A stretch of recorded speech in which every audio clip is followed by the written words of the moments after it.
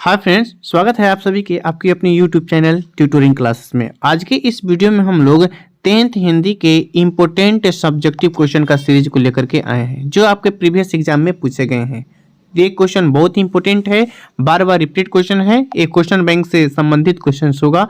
तो आइए इसकी शुरुआत करते हैं। सबसे पहले क्वेश्चन नंबर फर्स्ट है, सच्चे लोकतंत्र की स्थापना के लिए लेखक ने किन विशेषताओं को आवश्यक माना है। चैप्टर 1 है श्रम विभाजन और जाति प्रथा, भीमराव अंबेडकर द्वारा रचित है। तो उनके अनुसार सच्चे लोकतंत्र की स्थापना जो है वो भ्रातृत्व जो है, समरसता मन होता है, सबको एक समान से देखने से और स्वतंत्रता जो है आवश्यक है।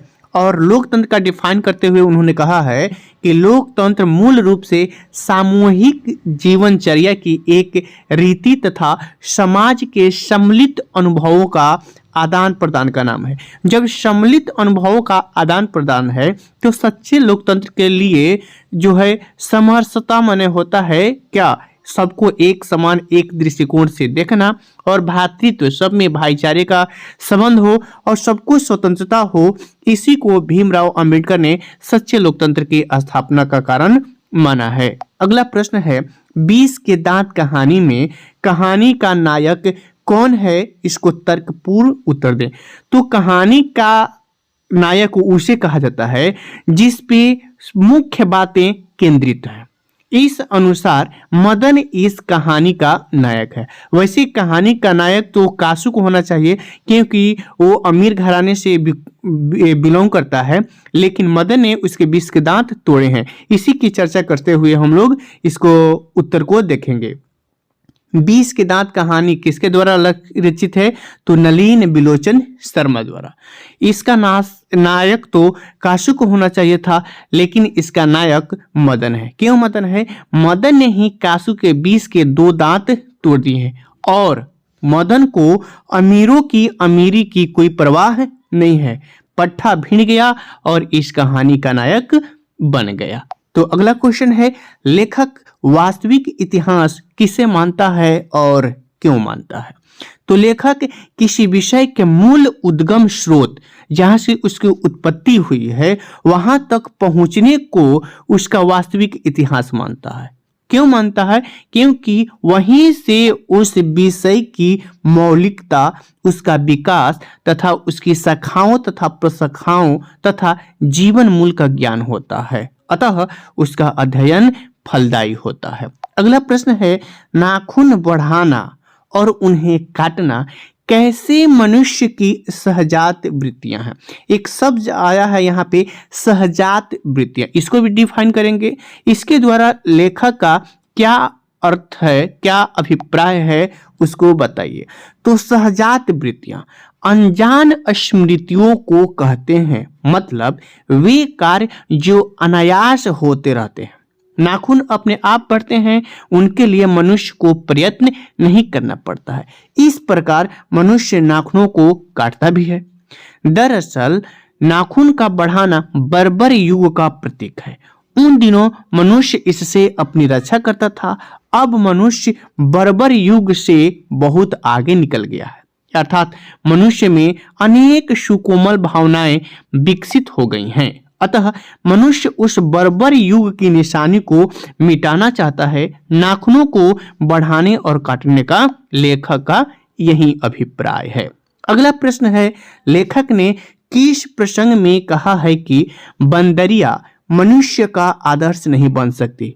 इसी पार्ट से है, नाखून के बढ़ते हैं। लेखक के क्या अभिप्राय है उसको और बताइए। तो लेखक ने रूढ़िवादी विचारधारा और प्राचीन संवेदनाओं से हटकर जीवन यापन करने के प्रसंग में ये बात कहा है। क्या कहा है? कि बंदरिया मनुष्य का आदर्श नहीं बन सकती। आखिर लेखक ने ऐसा क्यों कहा है, तो बंदरिया के बारे में जान जाए। लेखक के कहने का अभिप्राय है कि मरे हुए बच्चे को गोद में दबाए रहने वाली बंदरिया अर्थात बच्चा मर गया है, आपके पास ऐसे कोई बालक समस्या हो, दुख से पीड़ित है, तो आप तो उसको देखिएगा नहीं। यानी कि उस परिस्थिति, उस परिवेश के अनुसार आप अपना बुद्धि लगाइएगा। अर्थात मनुष्य का आदर्श वो नहीं बन सकती। यानी कि केवल मनुष्य विचारधारा या रूढ़िवादी विचारधारा विकासवाद के लिए उपयुक्त नहीं होता है। मनुष्य को एक बुद्धिजीवी होने के नाते परिस्थिति के अनुसार साधन का उपयोग करना चाहिए। अगले प्रश्न की ओर बढ़ते हैं। नागरी को देवनागरी क्यों कहते हैं? लेखक के इस संबंध में क्या बताया है? तो आइए देखते हैं कि नागरी नाम की उत्पत्ति तथा इसके अर्थ में अनेक विद्वानों का अलग अलग मत है। पहले मत के अनुसार गुजरात के नागर ब्राह्मणों ने पहल नागरी लिपि का उपयोग किया था, इसलिए इसका नाम देवनागरी पड़ा। अगला मत है, एक दूसरे मत के अनुसार बाकी नगर सिर्फ नगर है, लेकिन काशी को देवनागरी कहते हैं, इसलिए काशी में प्रयुक्त लिपि का नाम क्या पड़ गया? देवनागरी पड़ा। यानी कि नागरी के लिए अलग अलग मत हैं। अगला प्रश्न है, बहादुर का चरित्र चित्रण करें। बड़ी ही इमोशनल कहानी है, पढ़े हुइएगा। तो बहादुर कहानी का नायक है, यानी कि जो बहादुर है ये कहानी का नायक है। उसकी उम्र लगभग 13 से 14 वर्ष है और उसका कद कैसा है?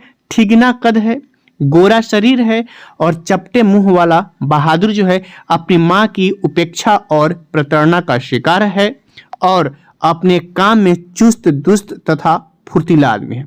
मानवीय भावनाएं उसके अंदर है और सबसे बड़ी बात है कि वह स्वाभिमानी है। इसलिए तो जब इस पे चोरी का लगाया जाता, आरोप लगाया जाता है, तो अपनी स्वाभिमान के चलते वहां से क्या हो जाता है? चला जाता है।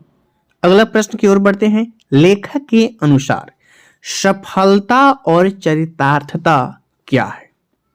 तो लेखक के अनुसार सफलता और चरितार्थता दोनों में अंतर है। मनुष्य मारक अस्त्रों के संचयन से, उपकरणों के बाहुल्य से उस वस्तु को पा सकता है जिससे उसने बड़े आडंबर यानी दिखावापन के साथ सफलता का नाम दे रखा है। लेकिन मनुष्य की चरितार्थता प्रेम में है, मित्रता में है तथा अपने को सबके मंगल के लिए निस्वार्थ भाव दे देने में है। यानी कि लेखक के अनुसार सफलता और चरितार्थता क्या है? यानी कि अपनी शक्तियों द्वारा जिसको प्राप्त कर लेना सफलता है, और चरितार्थता क्या है कि अपने को सबको एक समान मानना, मित्रवत व्यवहार रखना, सबकी मन मंगल कामना के लिए निस्वार्थ प्रेम रखना क्या है? चरितार्थता है।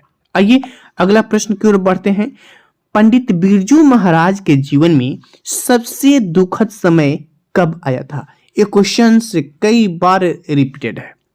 तो जब बिरजू महाराज जी के बाबूजी यानी कि उनके पिताजी की मृत्यु हो गई, तब उनके लिए बहुत दुखदायी समय था।